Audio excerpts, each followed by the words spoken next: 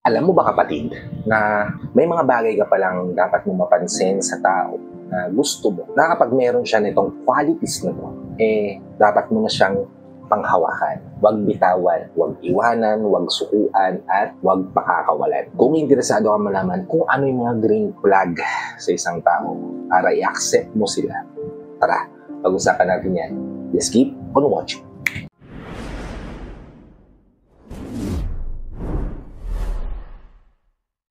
Hi, I'm Gary Timo at gumagawa ko ng mga videos na katulad nito para matulungan ka na maging best version ng sarili mo at maibigay mo yung best self mo. Siyempre, sa taong mahal mo. Kaya kung bago ka pa lang dito sa channel ko, please consider liking this video. Hit the subscribe button and the notification bell para lagi kang updated sa mga videos na katulad nito na i-upload na natin sa inahan. Ito kapatid yung mga bagay na green flag na dapat mo mapansin o mapuna sa taong gusto mong pumasok sa buhay mo.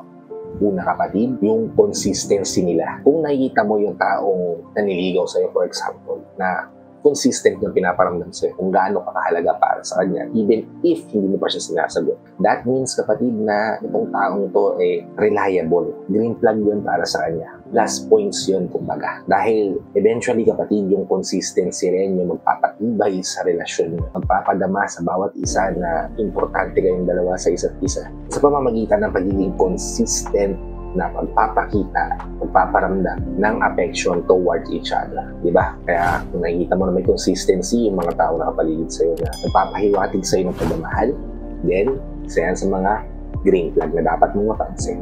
Ikalawa, yung pagiging responsable nila. Kung nakikita mo na yung taong naliligaw sa'yo, yung taong gusto mo, o yung taong pilit pumapasok sa buhay mo, responsableng tao. Yung tipong kapag may nagawa siyang action, willing siya mag-take accountability. Hindi niya tinatakbuhan yung mga bagay-bagay na dapat niyang i-resolve. Bagkus, ginagawa niya ng paraan o naghahanap siya ng way para maayos o ma-resolve yun. Then kapatid, isang senyalis yan na okay yan sa relasyon mo. Okay siya para sa'yo. Well, it's up to you pa rin kung magiging okay talaga siya para sa'yo, pero isa yan sa mga green flag na dapat mo manotice. Ikatlo, kung willing siyang maging open sa'yo. Yung pagiging vulnerable ng isang tao sa kapwa niya, bihirang-bihira mo makikita yan. Maliban na lang kung close na close kayo o talagang open-minded tong tao to, di ba? Pero kung nanliligaw sa'yo, bukod sa consistent siya, responsable siya, at ino-open niya pa yung sarili niya para sa'yo.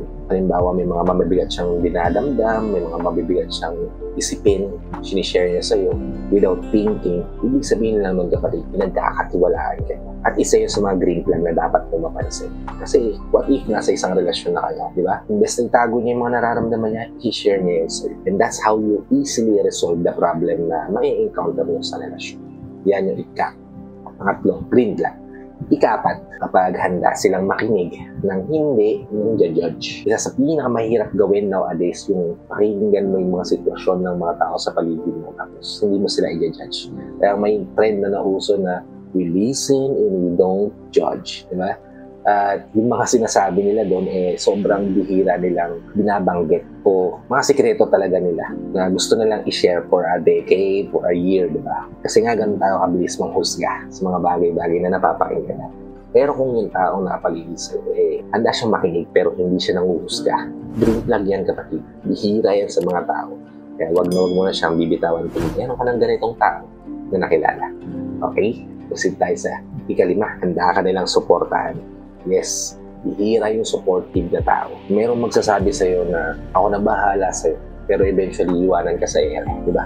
Yun yung masakit. Yun yung dapat nating iwasan, di ba? Yun yung mga taong walang isang salita, di ba? Kaya kung yung tao nakapaligid sa'yo, bukod sa napaka-consistent niya, vulnerable siya sa'yo, handa siya makinig ng walang judgment, may sense of responsibility siya, willing ka pa niyang suportahan sa lahat ng bagay na gusto mong gawin para sa sarili mo o para sa relasyon na gusto mong mabuo.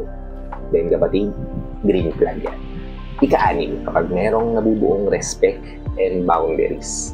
Kapag kapatid yung taong gusto mong pumasok sa buhay mo o gusto mong maging parte ng mundo mo, handa siyang respetuhin yung mga gusto at ayaw mo. Handa siyang magbigay ng boundaries sa sarili niya sa mga bagay na prohibited o ayaw mong ipagawa.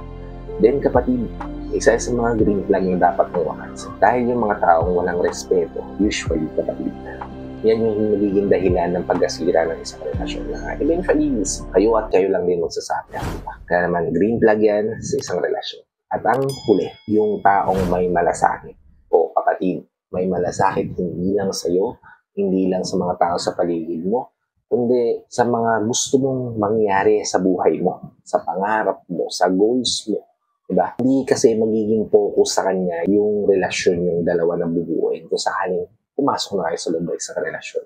Kundi, ang mangyayari dyan, synergy, di ba? Yung parehas kayong nag-grow nang hindi kayo nag-iiwanan. Dahil mayroon siyang malasakit, hindi lang sa sarili niya, hindi lang sa'yo, kundi sa relasyon na binubuo niyo at sa mga tao na kapaligid to. Napaka-importante nito. Kaya naman, kung may ganitong tao sa paligid mo, nakita mo na may malasakit siya, then kapatid, green flag yan na mapapansin mo dapat sa isang tao. Yun kapatid, yung mga bagay na dapat mong tinitingnan bago dapat mong kinikilatis kung meron ganito yung qualities yung taong papasok sa buhay. And if ganito na yung taong napili mo, then congrats. Huwag mo na siyang bibitawan, huwag mo na siyang iiwan dahil siya na yung taong tama para sa'yo. I hope nabigyan ko kayo ng idea dito sa video na ginawa natin.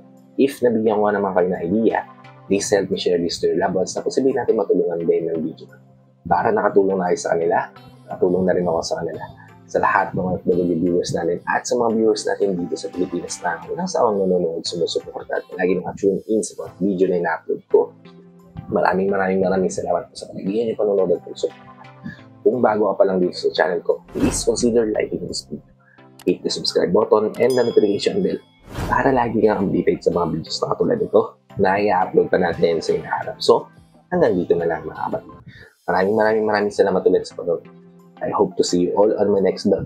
Ingat ka din palagi kapatid. May God bless you and always protect you. Peace. Whenever your heart is broken, don't